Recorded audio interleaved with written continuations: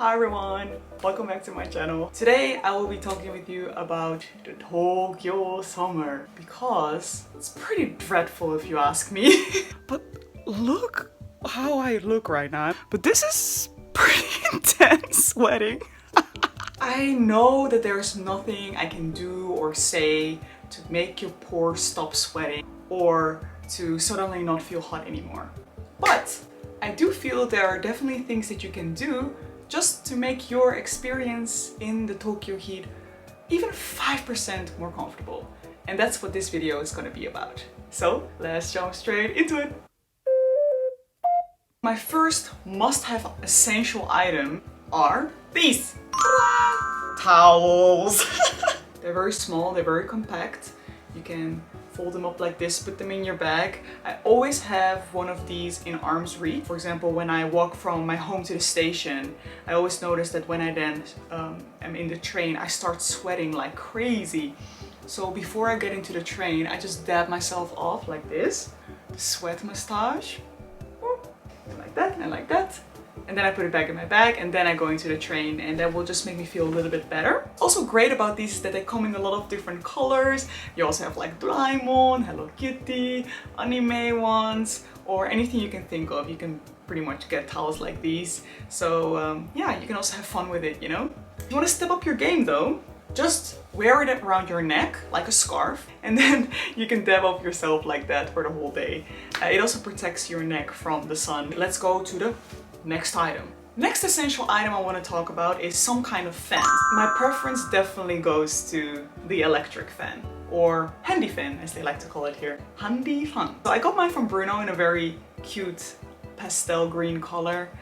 It's a bit on the bulky side, I must say. They have a lot compacter options than this one, which in hindsight I kind of wish I bought the compact version. The good thing about this one though is that it has 3 settings.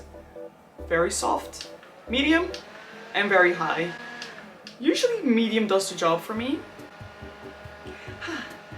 If you don't want to splurge on this or you're embarrassed to carry this, a normal fan also does the job. Look. And again, it's very common to have this in Japan, so you will not be weird if you carry this around. And they also come in a lot of cute prints, so you can have fun with it as well, like always. Let's go to the next one. My next recommendation is not a must-have, but in certain circumstances, I highly recommend having this item with you. A parasol. Yes, and parasols are different from umbrellas, okay? They actually have a lining here that blocks the sun. They're different. So this one I got from 3 coins for 1,000 yen. And I mean, it looks a little bit cheap to be honest, but it's super lightweight, super small. So the occasions that I like to take these with me are, one, when I know I'm gonna do a picnic, so I'm gonna sit for a long time in a spot where I might be in the sun for a long time. Also when I'm gonna have a long walk in the city, or like when you have to queue for a long time maybe outside. It's great that you have the option to create your own shade. Another thing when this could be very helpful or handy is if you don't want to wear a hat that day. Hats are great obviously, but they do make your scalp really sweaty. So on days that you don't want to do that, this is a great option just to protect your head from the sun. Okay, so another small mention I want to make is these are everywhere right now. They're ice rings. You can put them around your neck like this. You put this in the freezer and then you can like wear it around your neck to... Oh, it's actually really nice. And these are actually just packs that I got when I bought cheese, and I just use them to cool myself. Literally. It's so nice. The reason I call this a small mention is because I've noticed with the ice ring, it only stays cool for like 20 minutes. So if you really cannot bear it anymore, it's nice to have some relief from the ice ring, but it does not keep you cool for like hours on end. Alrighty, next item I want to talk about is sunscreen. So my favorite sunscreen is the Biore Watery Essence. It's a very, very popular sunscreen in Japan, very common, affordable, doesn't give you any white cast. It even gives you a little bit of a glow. It doesn't make you feel sticky. It smells nice. I just highly recommend this sunscreen. One thing we often forget though is that our lips also need protection, and my absolute holy grail for my lips is Lucas Pulp ointment. For the Aussie people out there, you must know this. So Lucas Pulp ointment is actually a ointment made of pawpaw, and it is a multifunctional cream. I always use this to protect my lips from the sun, but also this is great because it helps hydrating your lips as well. It's also great for if your lips did get a bit burned in the nighttime before bed. Just slap on a whole layer of this on your lips, and the next day your lips will be a little bit more moisturized. Oh, just one moment, please.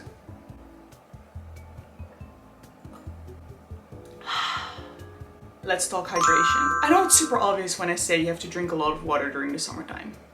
I mean, you sweat a lot, you use a lot of water. A lot of water exits your body, so you need to put it back into your body. Makes sense. But what we forget is that we also use a lot of other minerals and elements when we sweat. I've had days where I drank gallons and gallons of water and then I would still feel horrible, and that is because you also need to get back some other elements into your body, and that's where the electrolyte drinks come in the game. The only electrolyte drink I like to drink is Pocari Sweat. I am not sponsored by Pocari Sweat, but I really wish I was. This has been a life-saving drink. Let me tell you why. Pocari Sweat tastes really good. It has that acidic grapefruity flavor, which really fits for in the summertime, but also it doesn't make me feel sick after drinking it. Very often sports drink make me feel a little bit nauseous afterwards. It helps with dehydration, but it does make me feel nauseous. Pocari Sweat helps me with dehydration and it doesn't make me feel nauseous. Highly recommend it. They come in 500 ml and they also come in 900 ml.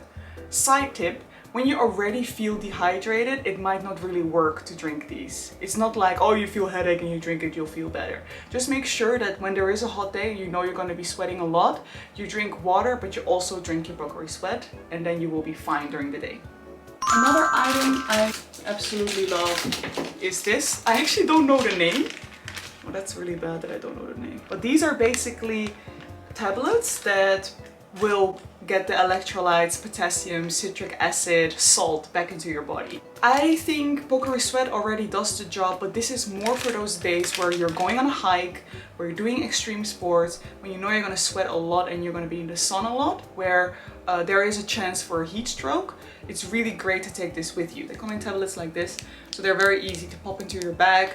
If you feel like you're getting a little bit unwell, this will help you because you might just be lacking some of the nutrients that you need, or you might be getting a heat stroke. Just have this in your bag. Highly recommend. So say you are going to work and you have no chance to take a shower before you go and meet your friends afterwards. You're feeling a little bit dirty.